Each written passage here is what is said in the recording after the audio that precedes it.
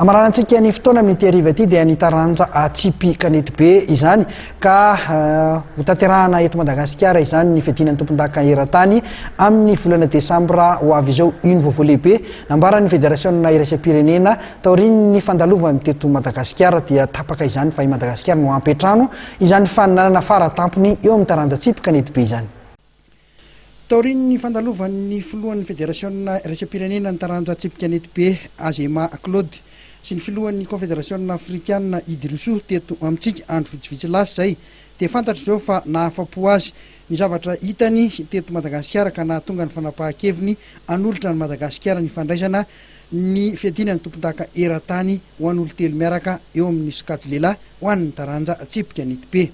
Etsika zay atao eto andrenivohitra ny voaloha ka hatramin'ny 4 Desambra ho avy izao.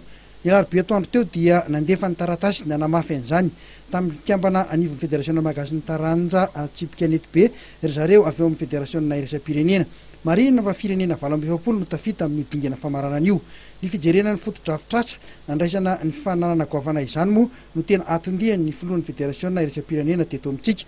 Azo lazaina ho vaovao tsara ho an'ny Tsipy Kanety be malagasy ity hitonga ny alarobia atoandro teo ity na dia eo aza ny disadisa misy amin'ireo mpakafy eto an-toerana.